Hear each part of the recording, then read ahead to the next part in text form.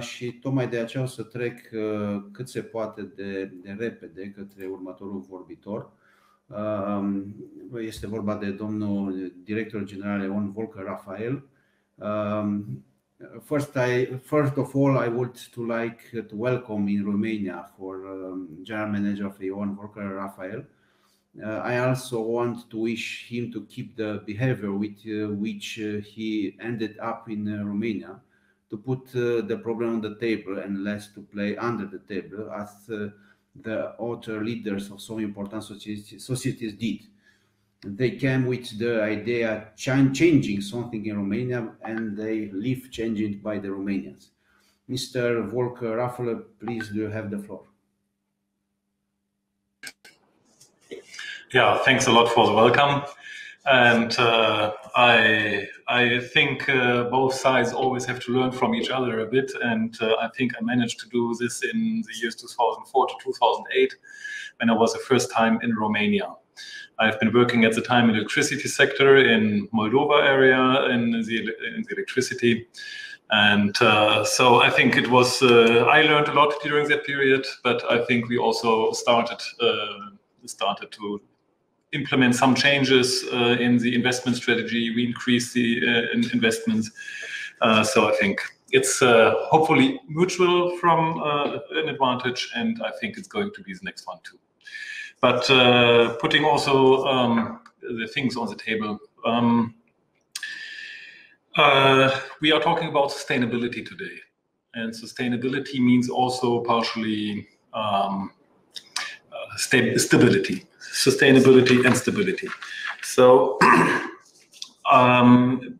Mrs. Bronner-Hagen also was referring to the interference between electricity and gas, or the different carriers of energy. And I think, being the CEO of E.ON Romania, I think I can put some additional insights on the table, because we are operating both distribution in electricity and distribution in gas, and also sales in both parts. But before coming to this, maybe just giving an insight how the market developed in the past years. So we are delivering 6% more of electricity and 6.6% more of gas, probably this year than last year, which was a special year too. So we are back to normal regarding the use of energy. But we are not back to normal regarding prices of energy. I think that's clear too. It's the biggest development of energy prices I've ever seen since I'm in this industry. And I know that there are many hopes that prices are going to fall after this winter. I'm not going to be part of speculations whether this is true or not. So many things can happen. No one is really going to know. But I think what is very clear, we can draw some conclusions of the situation of today, which are without doubt being clear on the table. One is, we need a bit more predictability in the market. Both electricity market and gas market in Romania are focused very much on short term. So in this moment, I cannot really buy already on a liquid market neither gas nor electricity for next winter, for instance.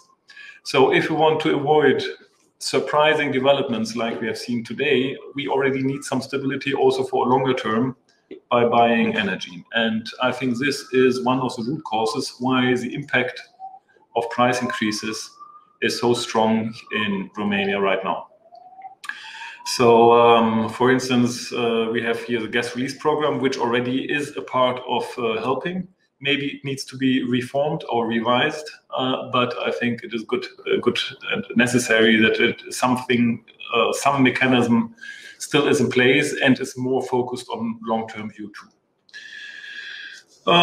That's one of the analysis, I think, which is very clear on this situation. Another one is Romania needs to be more independent from energy imports. I think this also is very clear and became more clear than ever that this needs to be one part of the solution. And as Mr. Nodibeg just rightly said, yeah, Romania has a big advantage because it has gas. It has own gas and it has even more gas. And it's clear that having access to this gas would ease the situation and gives more offer to the market. But it means big investments. And regarding big investments in gas, as Mr. Nordbeck, the Vice President of the Regulatory Authority, just rightfully said, we have a discussion in the whole Europe whether gas is a part or not a part of the energy industry in the future. I am very convinced it is, and I have some reasons for this. The one is, today still we have a lot of coal around, and it is clear gas is the energy source that can replace coal and is far less CO2 intensive than coal. And I'm coming back to the gas industry again, but let's have a short look on the energy industry. We have here the following situation that companies and countries are closing down coal power plants, other power plants, older power plants, and in case of Germany, even shutting down nuclear power plants. So all politicians across Europe, not only in Romania, across whole Europe, everybody is talking about we need to have more investments in renewables. And that's right, that is okay. But that's only one part of the solution we need. Another part is we need to have power plants that produce energy also if the wind is not blowing. And for this, you can build new nuclear power plants, but first it takes a long time, and second, a nuclear power plant is very expensive if you do not use it for production all the time, but only for the peaks. We need a production also in peaks, and this somehow on the political scene is not yet fully understood. We need a solution for situations without wind, without solar power. And the only technology available today, which can be paid by customers, is gas. And therefore, gas is fully needed.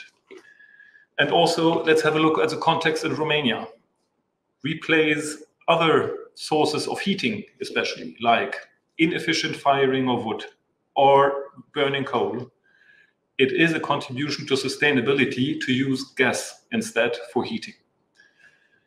But it is true, if we want to connect new customers to the grid, we need to have a prioritization.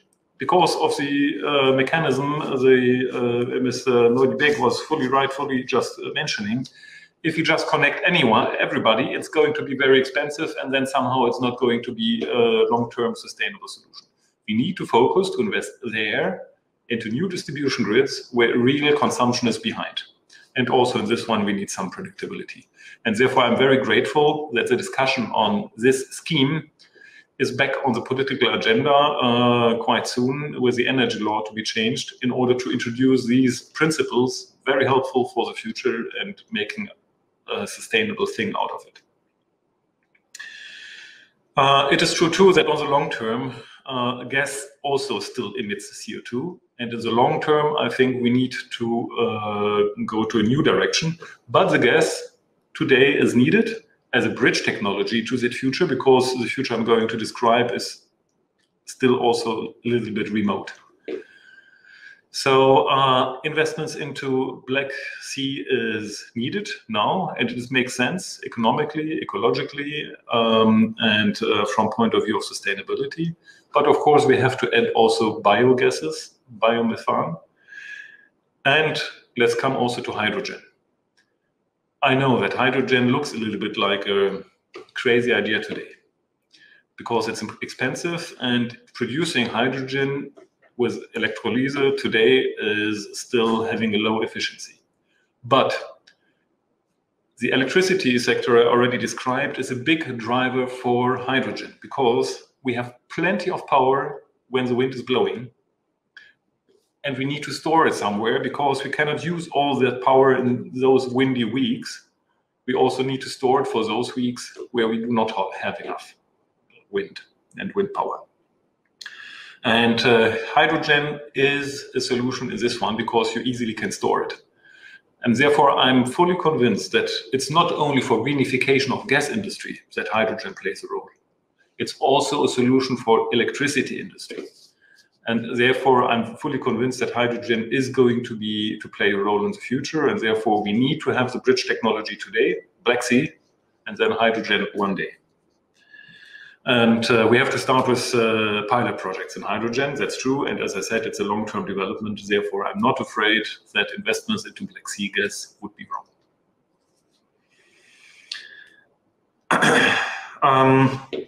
Where to use hydrogen? It makes most sense to use it where you can really reduce CO2 emissions.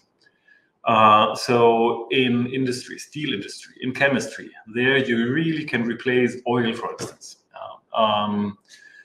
Or special kinds of coal. And therefore, it is needed there first. But there are also discussions about e-mobility or mobility based on hydrogen. There I'm not very much a believer in, because e-mobility is there. It's a solution that is far closer. And hydrogen is far too expensive or far too precious to be used there first. So after industrial appliances, then already heating becomes another solution, and we have the infrastructure there. Even though our grids are not fully hydrogen ready, partially they already are. We have islands which already are, and the rest is going to be hydrogen ready, and the investments we are going today are already hydrogen ready. Therefore, I think that the cheapest way to make use of hydrogen is going to be to use gas grids too. And when coming to sustainability, it is very important, I think that already was mentioned today too, to invest. And for investments, you need a certain framework too, and we invested a lot already in Romania. Since E.ON arrived in the year 2005 in Romania, we invested 1.8 billion euro. And we managed also to reduce the gas leakages, the loss of electricity in our electricity grids very significantly. And it's our sustainability strategy also says that we want to reduce until 2030 by another 75% the CO2 emissions caused by our industry. So we did invest a lot, but we now want to increase far more. We want to increase our investments. We had investments of almost 100 million euro per year in the past. This year it's rather going towards 150 almost, and next year 180, and the years more it's going to be even more.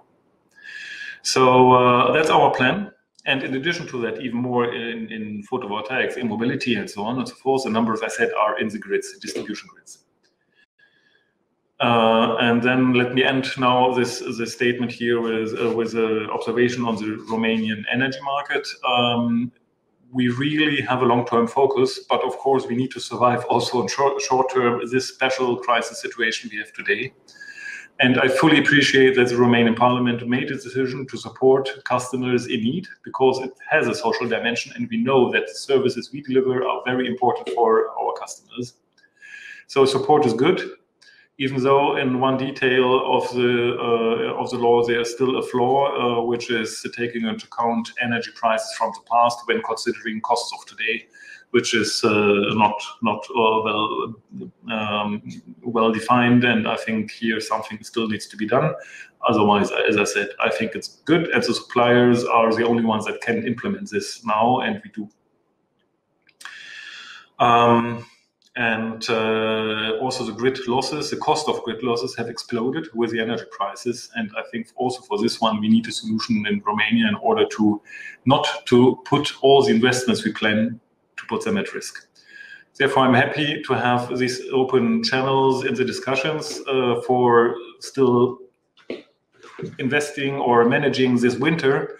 But I'm very confident on the long term also in that Romania has the right basis today and the gas volumes available and so on and so forth in order to go for a very sustainable development based also on European funds. By the way, we are number one, I think, in our industry to already implement European projects. 38 million already are used in projects running today, already closed.